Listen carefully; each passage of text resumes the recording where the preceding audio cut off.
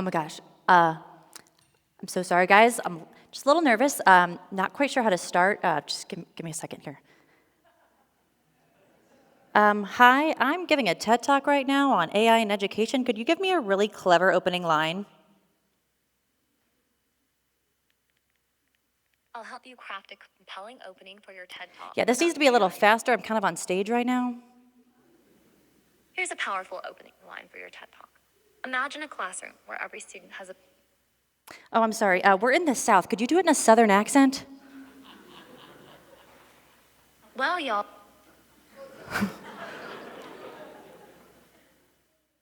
And like our students, it doesn't always work like it should. All right.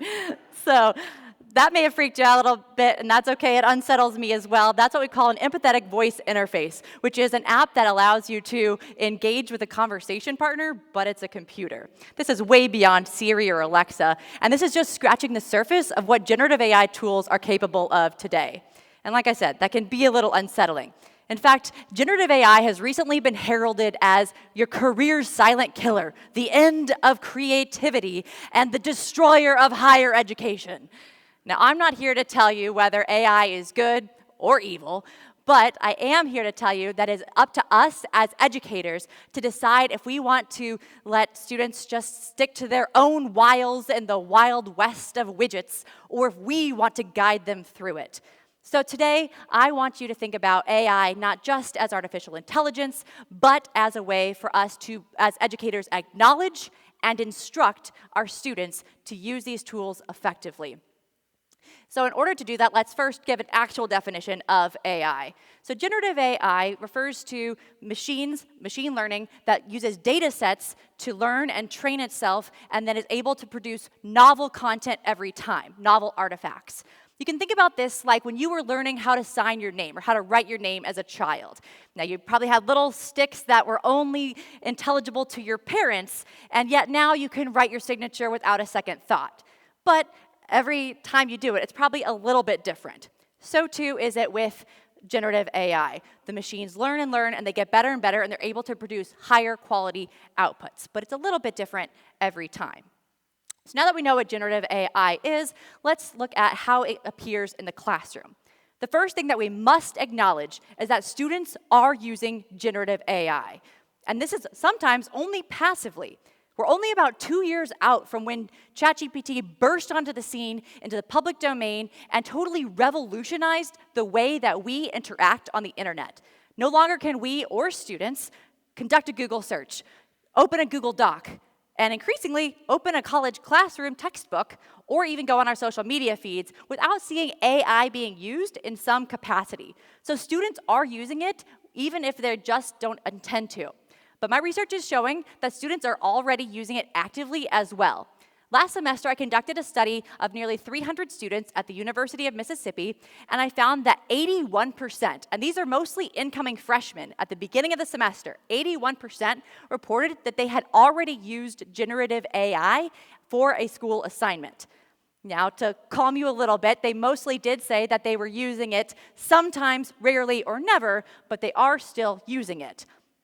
They are mostly using it, my quantitative data found, in order to fix their grammatical mistakes or for brainstorming. And my qualitative data, the comments, indicated that they are also using it in order to understand complex information and complex terms. You know, enhancing instead of replacing the learning. But I know what we also really care about is whether or not it's being used ethically, or if we're just getting, as many of us educators have, just the output from AI. And I have some good news for you.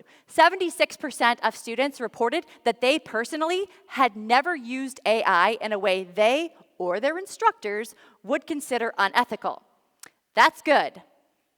But then the same number also said that they knew someone who had used it unethically. That's not great. But let's probe this a little bit. If we, first of all, don't talk to our students and have frank conversations with them about what our parameters even are for ethical use, how are they expected to follow that absence of guidelines? Additionally, if students only know how to use a chatbot in order to copy our instructions into the chatbot and then copy and paste the output back to us, then that's not going to help their learning, and it doesn't help us as teachers. We have nothing to critique. And so it is incumbent upon us to guide them through better uses. You can think about this a little bit like sex education. We may not want to think about what they're doing out there, but they are doing things, and it's incumbent upon somebody to teach them to use the tools appropriately. So let's talk about how to do that. So the first thing we need to recognize is, as instructors, we have power here. You have agency. And so you need to think about, not only can you tell students how to use these tools, but you can shape their perceptions of these tools. A lot of these generative AI tools are marketed to students in a way that makes it seem like either just a time saver or something that can just completely do the work for them. And if that's how they are perceiving them, then A, they may reject them because they do think it is cheating, or B, they may use them for those purposes. So we need to guide them in a different way. And you do have the capability to do that. You can think about it like Michael Jordan. You can't beat him, but you can contain him. And so you can trying to hone that in.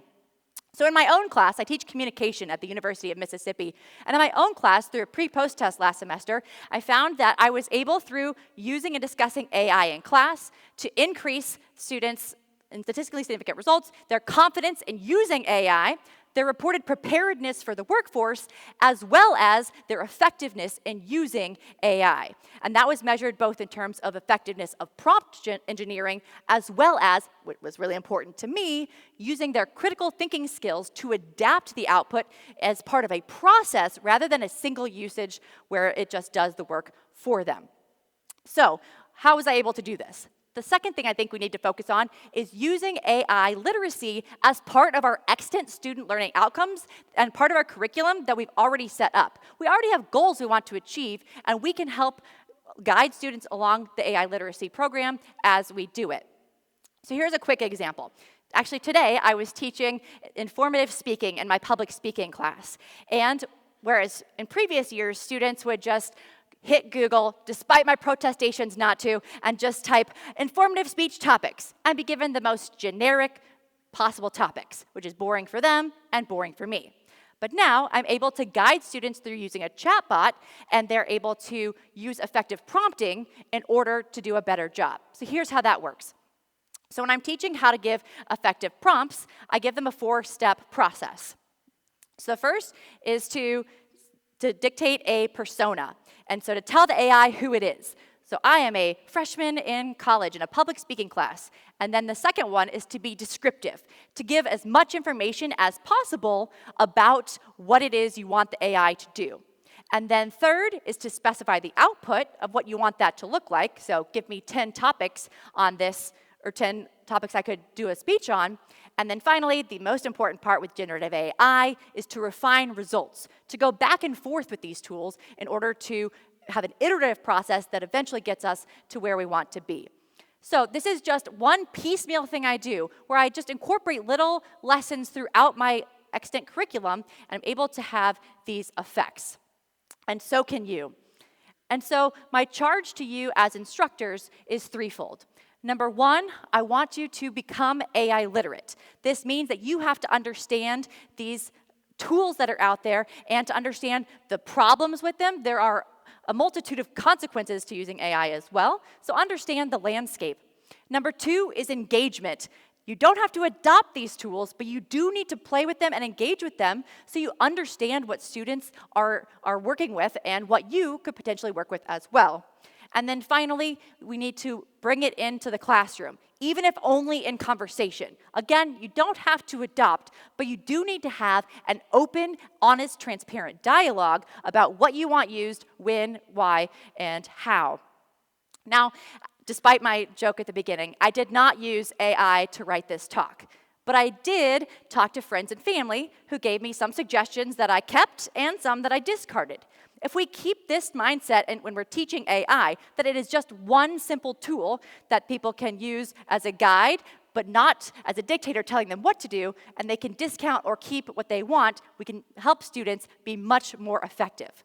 For example, I had a student last semester who in one of her major classes was sitting in front of a blank screen crying because she didn't know how to start her assignment because the professor had not specified how they wanted it to be formatted, and that was enough to block her progress.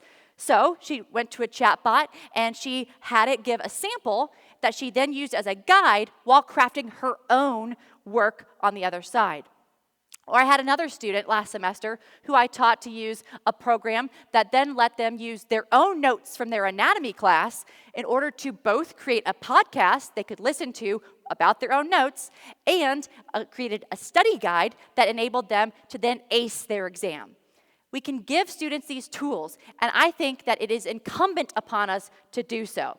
So again, we want to acknowledge the landscape, become aware, and then start to instruct our students to do this effectively.